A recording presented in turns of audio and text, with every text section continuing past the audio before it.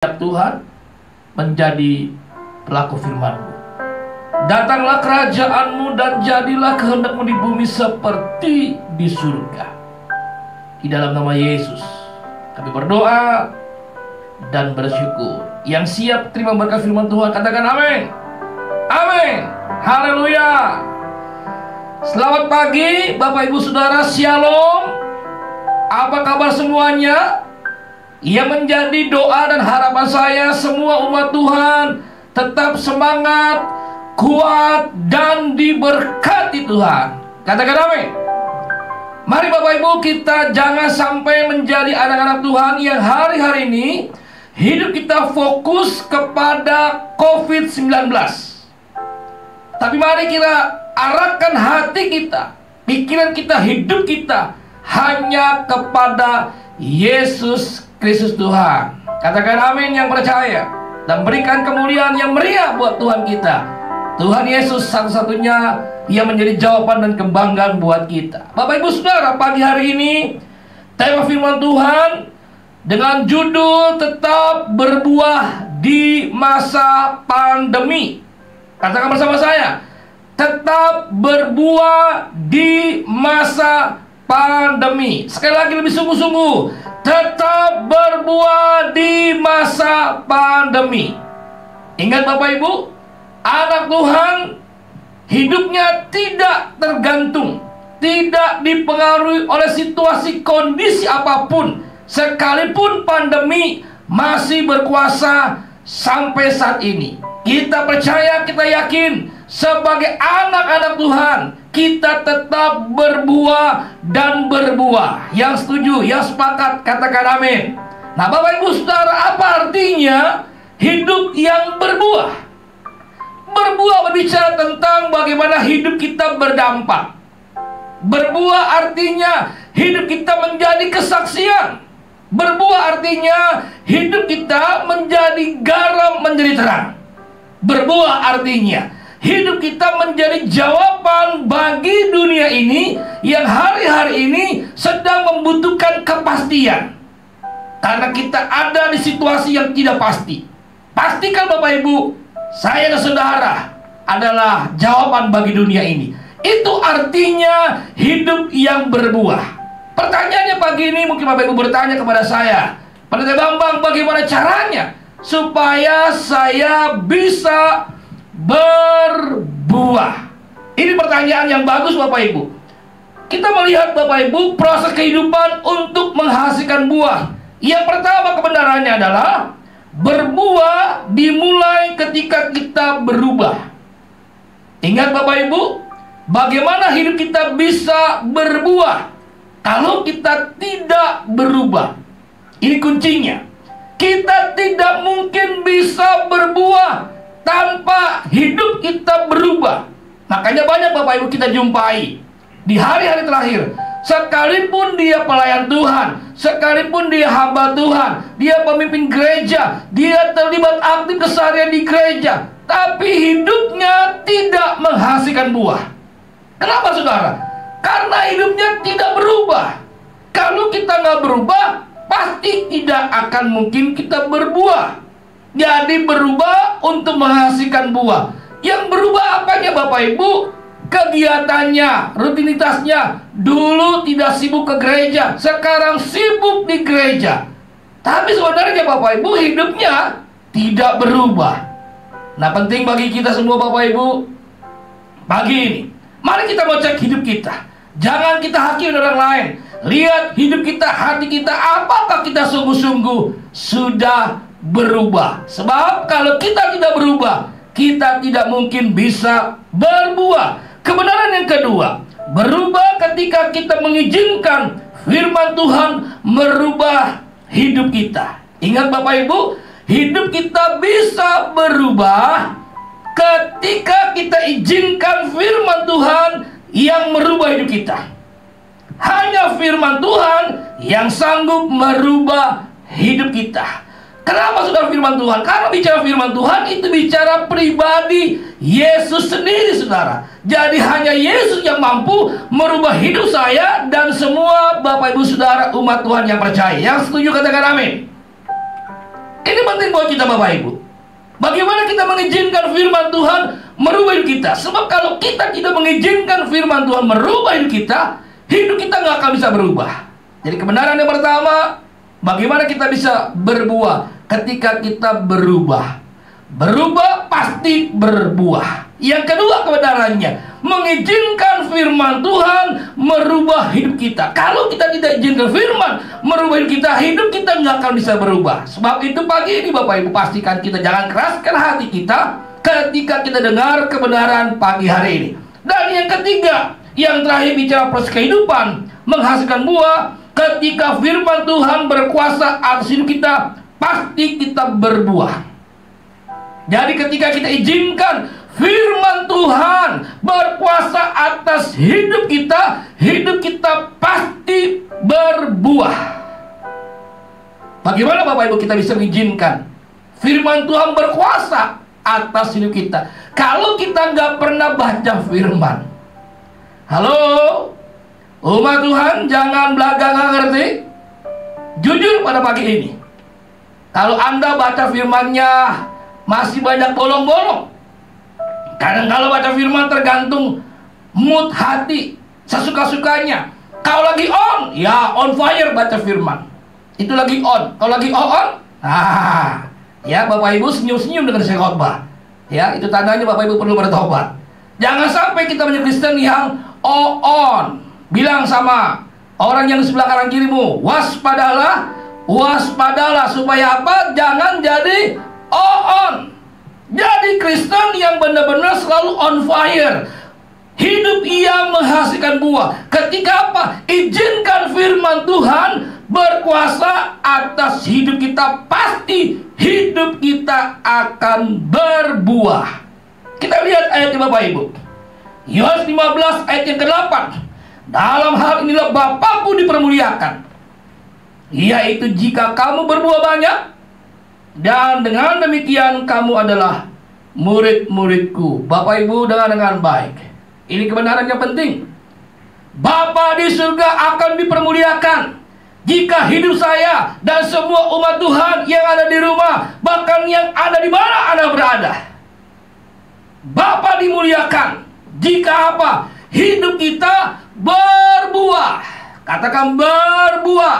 Sekali lagi, berbuah. Jadi ketika kita berbuah Bapak Ibu, maka Bapa di surga dipermuliakan. Oke, kita melihat dalam hidup ini ada dua hal yang kita lakukan. Yang pertama, melalui hidup kita nama Yesus dimuliakan ketika kita berbuah.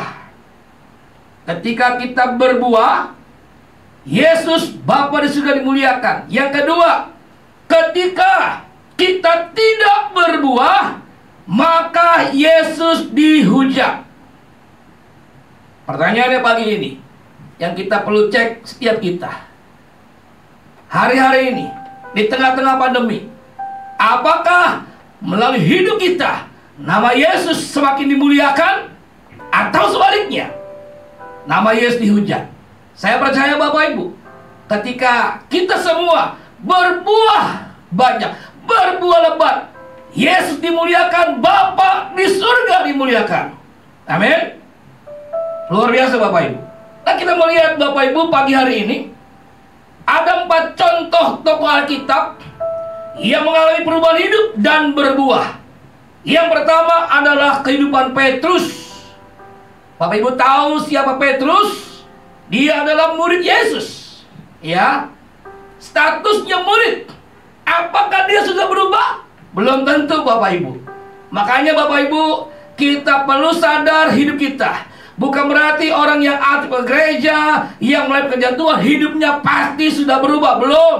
Hanya berubah kegiatannya, hanya berubah rutinitasnya, bisa menjadi Kristen yang agamawi. Kenapa saudara? Merasa kalau nggak aktif di gereja, nggak melayani, merasa berdosa, merasa nggak enak. Nah, lihat Petrus Bapak Ibu, ya. Lukas 22 ayat 57. Tetapi Petrus menyangkal katanya. Petrus menyangkal Yesus, katanya apa? Bukan, aku tidak kenal dia. Bapak Ibu, ini sebuah perkataan yang sangat menyakitkan hati Yesus. Ketika dia mengikuti persidangan Yesus, orang mulai bertanya, bukankah kamu kenal dia? Dan sampai 3 kali dia berkata, aku tidak kenal siapa itu Yesus. Kenapa saudara dia menyangkal Yesus? Karena dia tahu Yesus dijatuhi hukuman mati. Artinya Petrus ketakutan saudara. Padahal dia sudah menjadi murid Yesus, tapi dia belum berubah. Hanya mengikut, hanya pengekor, hanya pengikut. Tapi hidupnya tidak berdampak, hidupnya tidak buat apa-apa. Tadi saya katakan saudara, hidup yang berbuah artinya hidup yang berdampak. Hidup berbuah artinya hidup yang menjadi terang, menjadi garam, menjadi kesaksian, menjadi jawaban bagi dunia ini. Mari Bapak Ibu kita mau jujur pagi hari ini. Apakah hari-hari ini kita sudah berdampak di tengah-tengah pandemi? Sudah menjadi jawaban, sudah menjadi kesaksian, sudah menjadi hal yang membuat Yesus bangga atas hidup kita. Kita melihat saudara bagaimana ketika Petrus dia benar-benar berubah.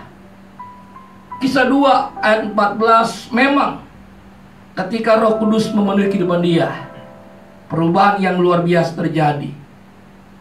Kisah 2:14, maka bangkitlah Petrus berdiri dengan ke-11 rasul itu. Dan dengan suara nyaring Petrus berkata kepada mereka, siapa mereka ini? Orang-orang yang sedang mengadili, yang sedang menyidang Petrus dan ke-11 muridnya. Tapi Petrus tidak lagi takut mati. Yang sebelumnya ketika dia ditanya, dia begitu ketakutan. Dia menyangkal Yesus dan dia berkata apa? Aku tidak mengenal. Bapak Ibu, kalau kita pelajari bahasa asli Alkitab, Petrus bukan hanya berkata aku tidak kenal siapa Yesus, tetapi dia bersumpah, dia mengutuki diri dan dia berkata aku tidak mengenal siapa itu Yesus. Sebuah perkataan yang sangat menyakitkan, yang menyedihkan hati Yesus ketika kita tidak berbuah. Mulai dengan sebuah perubahan hidup, pasti hidup kita berbuah. Hai kamu orang Yahudi dan kamu semua yang tinggal di Yerusalem, ketahuilah dan camkanlah perkataanku ini. Siapa yang bicara?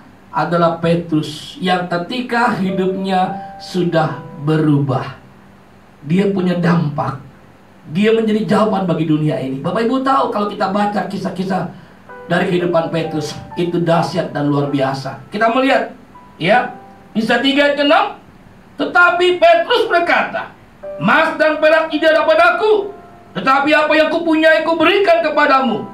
Demi nama Yesus Kristus orang asli itu, berjalanlah. Bapak Ibu, saya percaya Petrus bukan sekali 2 kali berjumpa dengan orang yang lumpuh sejak lahirnya.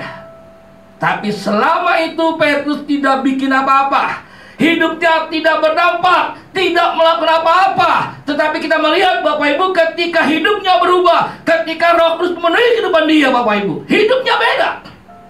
Dia berkata apa? Emas dan perak tidak ada padaku, tapi apa yang kupunya kau berikan kepadamu. Demi nama Yesus, bangkit dan berjalanlah. Mujizat Tuhan terjadi. Hidup Petrus menjadi jawaban bagi banyak orang.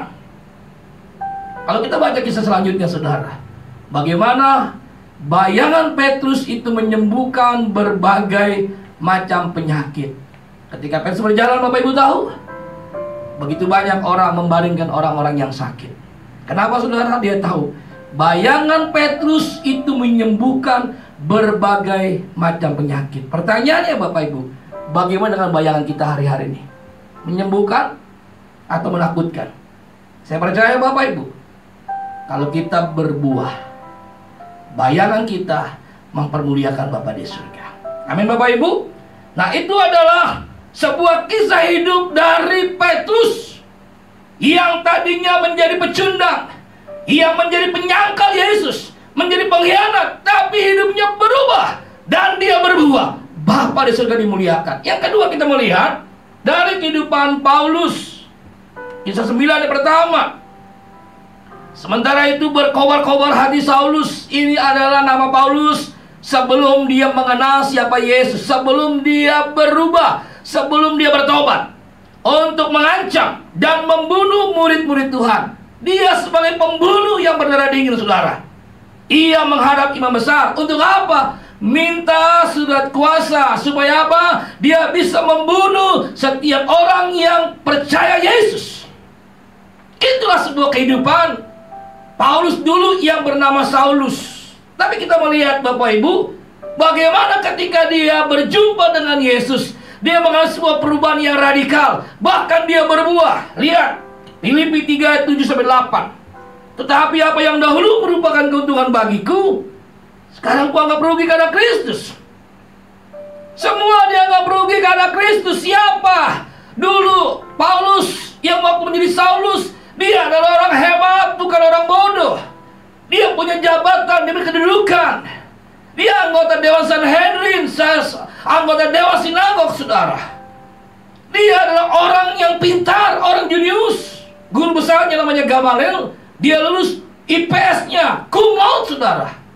Dia bukan orang biasa-biasa. Tetapi ketika dia berjumpa dengan Yesus, ketika dia percaya kepada Yesus, dia mengalami sebuah perubahan yang dahsyat, Bapak Ibu. Tuhan rindu kita mengalami perubahan yang dahsyat. Katakan amin. Tanpa perubahan, tanpa berubah, kita tidak mungkin berbuah. Kalau kita nggak berbuah, ingat, Bapa di surga, Yesus tidak mungkin dipermuliakan.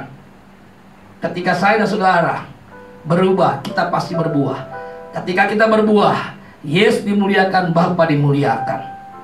Malahan segala sesuatu kuanggap rugi, karena pengenalan akan Kristus Yesus Tuhanku lebih mulia daripada semuanya.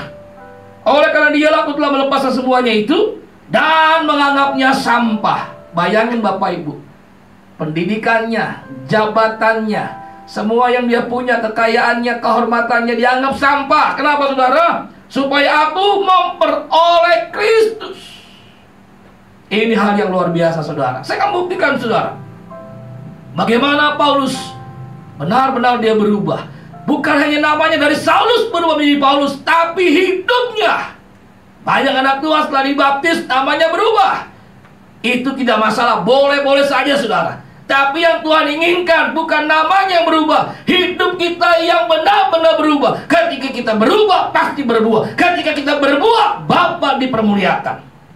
2 Korintus 11 ayat 24-25. 5 kali aku disesah orang Yahudi, setiap kali 40 kurang 1 pukulan. Apa yang Paulus alami persis seperti yang Yesus alami Bapak Ibu.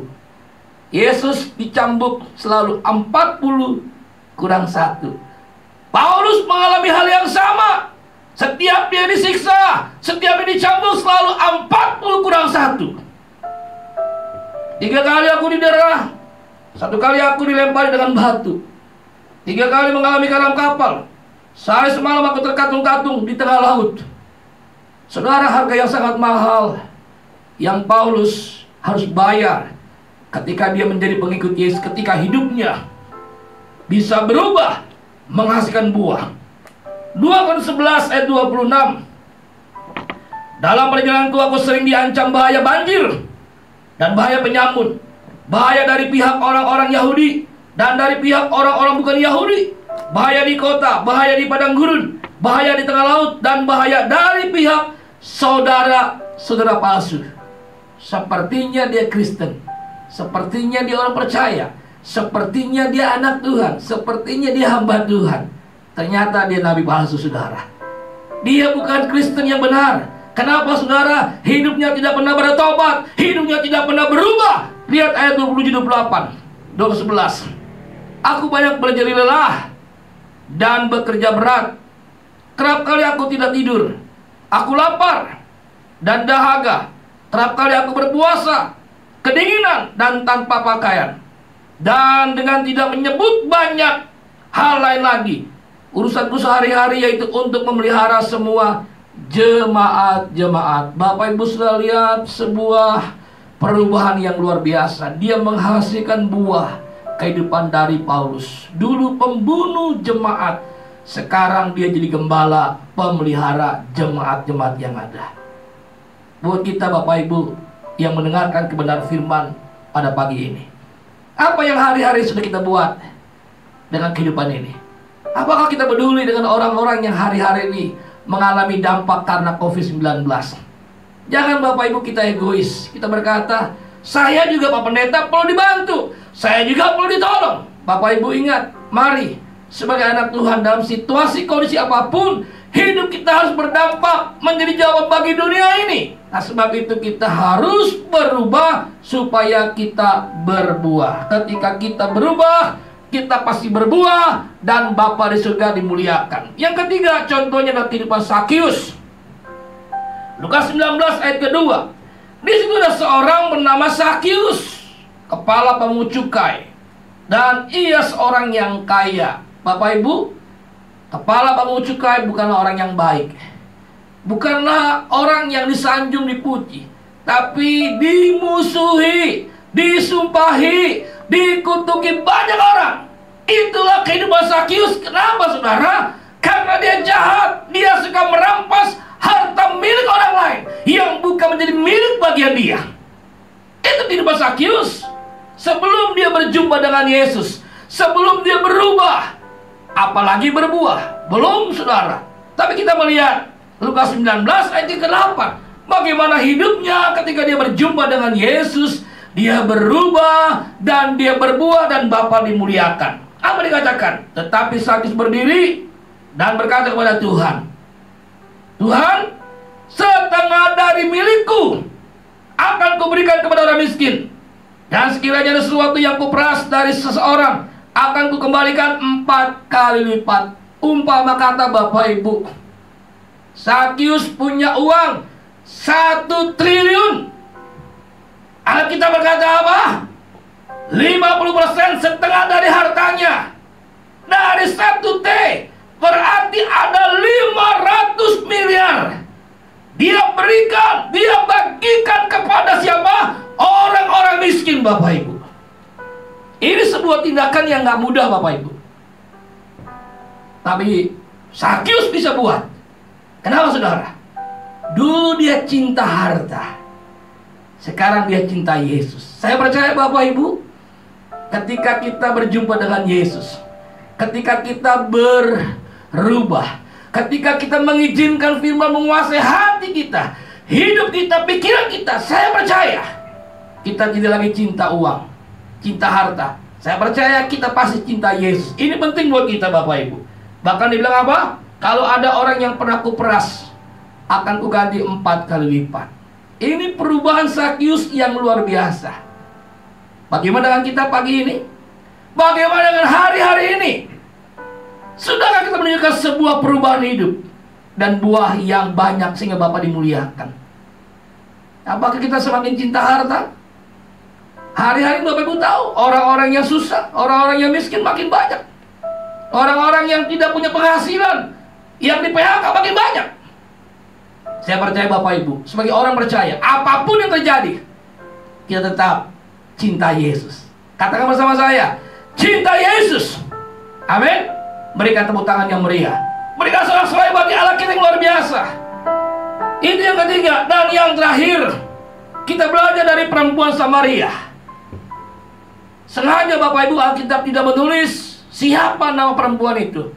Saya percaya kalau ditulis nama perempuan itu, saya percaya di muka bumi ini tidak ada perempuan memakai nama itu. Maka dikatakan hanya perempuan Samaria. Yohanes 4 ayat 16-17 kata Yesus kepadanya, pergilah, panggillah suamimu dan datang ke sini. Kata perempuan itu, aku tidak mempunyai suami. Kata Yesus kepadanya, tepat katamu bahwa engkau tidak mempunyai suami. Bapak Ibu, perempuan Samaria itu, dia berbicara dengan jujur kepada Tuhan.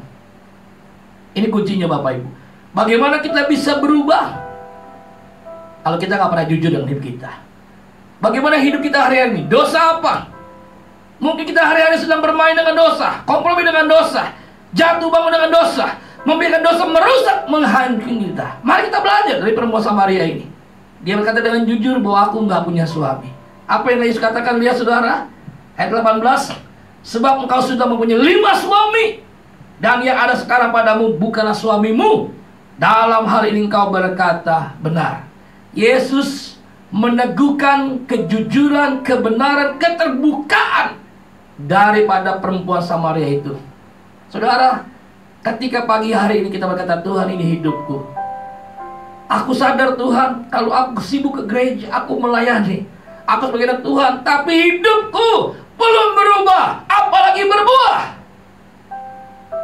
Pagi ini Tuhan, aku ambil keputusan, belajar dari kehidupan perempuan Samaria, bagaimana hidupnya berubah dan berbuah. Kita melihat Bapak Ibu, ini bukti yang nyata, bagaimana perempuan Samaria itu dia berubah dan berbuah. Yohanes 4:39. Dan banyak orang Samaria dari kota itu telah menjadi percaya kepada Yesus. Wow. Karena perkataan perempuan itu, ia bersaksi, ia mengatakan kepadaku segala sesuatu yang telah kau berbuat. Saya percaya Bapak Ibu, orang-orang yang dimenangkan banyak juga mungkin para pelanggannya, membernya saudara. Laki-laki hidung belang. Saya percaya saudara, ketika dia melihat perempuan Samaria itu berubah, mereka pun dimenangkan. Karena kita berkata, begitu banyak orang-orang Samaria dimenangkan karena perkataan, karena kesaksian, karena kehidupan dari perempuan Samaria itu.